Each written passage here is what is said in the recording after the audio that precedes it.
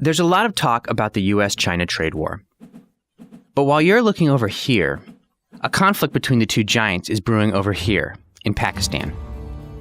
The conflict is about global dominance, and Pakistan's financial security is hanging in the balance. If China succeeds, it could be on the path toward becoming the new center of global trade.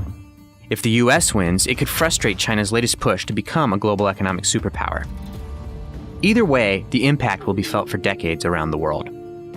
To understand how we got here, you first have to understand why China is in Pakistan at all. China is there to invest in infrastructure, part of an effort to show the region that a friendship with China brings tangible economic benefits. This falls under China's Belt and Road Initiative, aimed at building up China's global trade network. President Xi Jinping started it in 2013, and there are estimates that China plans to spend as much as $1 trillion on infrastructure projects in the next few years, across 68 countries. A couple things to know about the Belt and Road Initiative. First, many in the US view the initiative as a threat. The US still has the largest GDP in the world, but China is gaining ground. Take, for example, the fact that the US was the largest exporter of goods and services in the world, until 2013. China passed the US, and the two world powers have been neck and neck ever since. The second thing to know is that China is giving huge loans to countries it's investing in for the Belt and Road Initiative, and some recipients are not well positioned to pay them back. For example, China funded construction for a Sri Lankan seaport in Hambantota, but when Sri Lanka couldn't afford to repay, it reached a deal to give China the port on a 99-year lease. By loaning Sri Lanka money it couldn't afford to pay back, China secured a port on a potentially strategic maritime trade route. Some people have dubbed this type of loan debt trap diplomacy, and worry China could do it again. So where does Pakistan fit into all of this? China's biggest Belt and Road project is taking place there. The plan is to build up Pakistan's infrastructure on a grand scale. Once completed, China could use these highways, ports, railways, and pipelines for efficient access to the entire Indian Ocean, and continue to supplant the US in Pakistan. But for Pakistan, there are a lot of catches. And these catches are driving Pakistan, which is already struggling economically, deeper and deeper into debt. For example, in one initiative, China is building a series of hydro, wind, and coal power plants. But as part of the agreement, Pakistan has to buy the electricity produced at a price that covers a hefty return on investment and pay back the debt.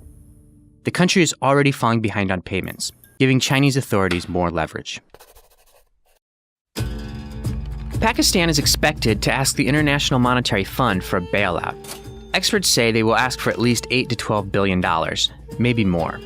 But some lawmakers in the US are expressing concern over how that bailout money is going to be used.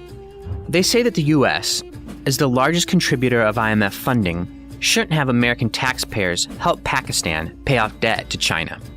But not bailing out Pakistan isn't really an option either. It's the IMF's job to help developing countries. And if the US doesn't help bail out Pakistan, it could cost the US a close ally and destabilize a geopolitically important country. So the US is expected to use this as an opportunity to limit China's influence in Pakistan. One way it could do this would be to influence the IMF to place terms on the bailout, such as specific restrictions on borrowing from China. This would force Pakistan to significantly scale back Belt and Road projects. Pakistan, for its part, is in a tough spot. On one hand, it may need a financial rescue from the IMF, funded in part by the US. On the other hand, it desperately needs the infrastructure improvements offered by China. And the incoming Pakistani administration has added another complication. Imran Khan's party stated that it might look for options besides the IMF to help with its debt, maybe even borrowing more from China. However, Mr. Khan's government has also pledged to make public the Chinese deals, shrouded in secrecy up until now. If the US comes out on top, it could start to discredit China's Belt and Road Initiative. Future countries might be hesitant in accepting Belt and Road money, slowing China's expansion. If China comes out on top, it's closer to its goal of displacing the US and becoming the new center of global trade. These issues will come to head in a few weeks, as Pakistan is rapidly running out of foreign exchange reserves. When that time comes, it could amount to a battle between the US and China. A battle for the #1 spot as a worldwide superpower.